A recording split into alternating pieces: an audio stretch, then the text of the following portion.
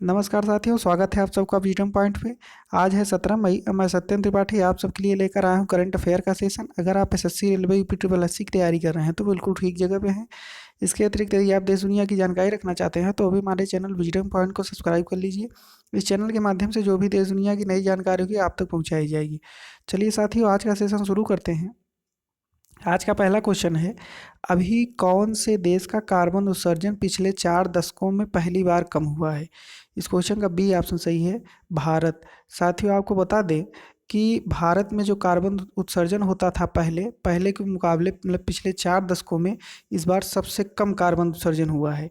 क्यों हुआ है? कोविड-19 के चलते आप लोग जान रहे हैं कई सारे फैक्ट्रियाँ वगैरह बंद हैं इस समय।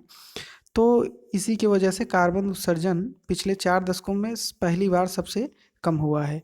अब अगले क्वेश्चन पे चलते हैं।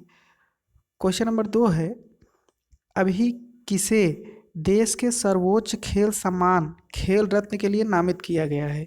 इस क्वेश्चन का ए ऑप्शन सही है, अंजुम मौदगिल। साथियों, आपको बता दें कि अंजुम मौदगिल को अभी जो हमारे देश का खेल सम्मान होता है खेल रत्न, उससे इनको नामित किया गया है।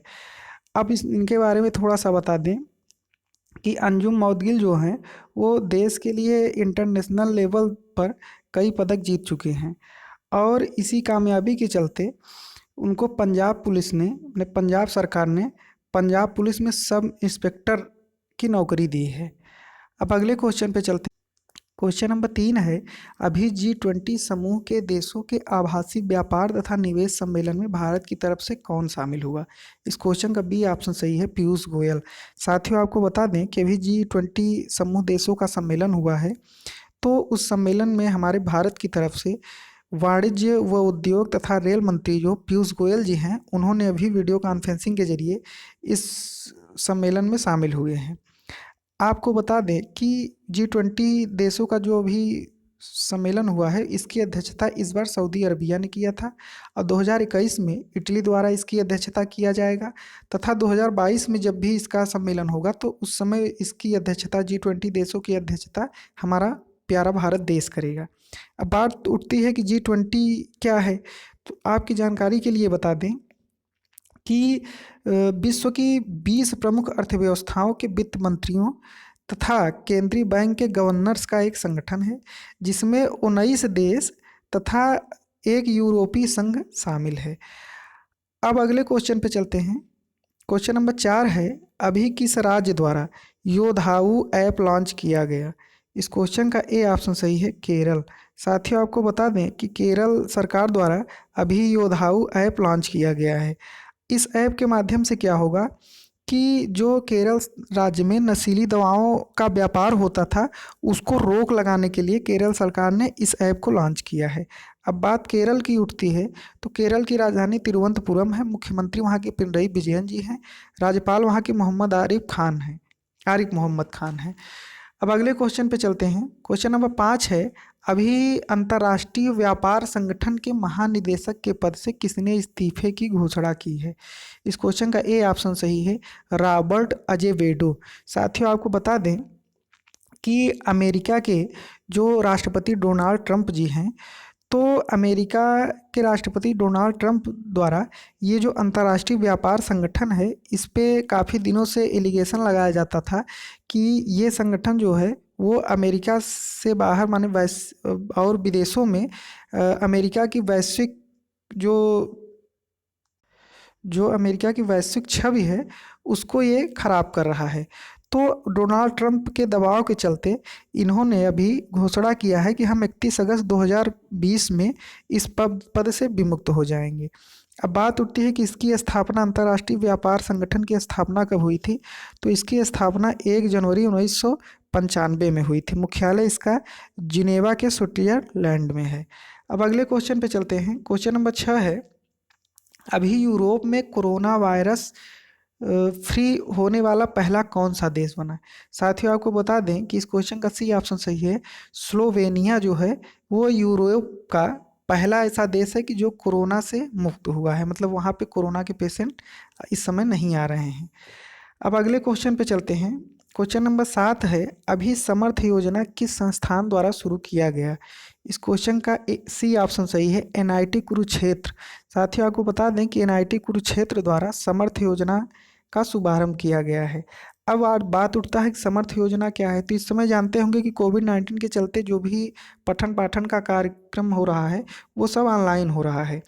तो एनआईटी कुरुक्षेत्र द्वारा इस योजना के तहत, समर्थ योजना के तहत ये कहा गया है कि अगर किसी को ऑनलाइन पढ़ाने या पढ़ने के बारे में जानकारी नहीं है तो इस समर्थ योजना के तहत उनको जानकारी दी जाएगी।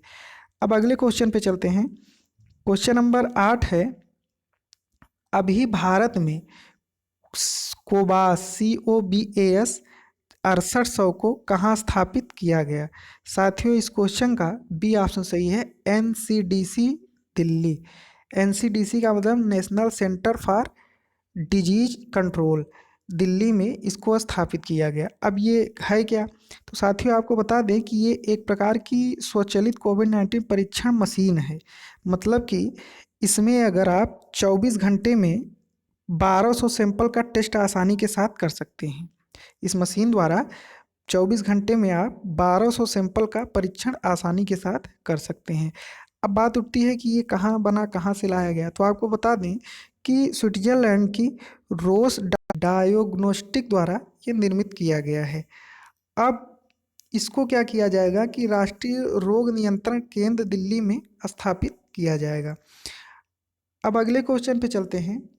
क्वेश्चन नंबर 9 है, अभी मुद्रा शीर्ष योजना के तहत कितने रुपए तक का ऋण मिल सकता है। साथियों आपको बता दें कि अभी केंद्र सरकार द्वारा मुद्रा शीर्ष योजना का शुभारंभ किया गया है। इसके तहत क्या होगा कि आपको ऋण दिया जाएगा। तो ऋण किस प्रकार से दिया जाएगा, आपको बता दें कि अगर आप शिशु ऋण लेंगे तो आपको 50,000 तक का ऋण दिया जाएगा। अगर आप किशोर ऋण लेना चाहते हैं तो आपको 50,000 से 5 लाख तक का ऋण दिया जाएगा। अगर आप तरुण ऋण लेना चाहते हैं तो तरुण ऋण में आपको 5 लाख से 10 लाख तक का ऋण मिल सकता है। अब बात उठती है कि तो ऋण तो दे दिया जाएगा, लेकिन आगे क्या होगा। तो आगे आपको बता दें कि ये जितने भी ऋण आपको दिए जाएंगे उसका सिर्फ 2% ब्याज आपको देना पड़ेगा। बाकी जो ब्याज होगा वो बैंक को सरकार आपकी तरफ से जमा करेगी। तो इस क्वेश्चन का डी ऑप्शन सही है, उपयुक्त सभी। मतलब 50,000 का भी ऋण आपको मिल सकता है उस शिशु के तहत। किशोर के तहत आपको 50,000 से 5 लाख तक का मिल सकता है।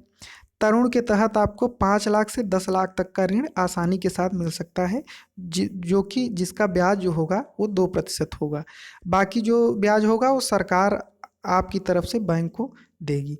अगले क्वेश्चन पे चलते हैं। अब क्वेश्चन नंबर 10 है, अभी किस राज्य सरकार द्वारा मातृ स्मृति योजना की शुरुआत करने की घोषणा की गई है। साथियों इस क्वेश्चन का बी ऑप्शन सही है, वेस्ट बंगाल।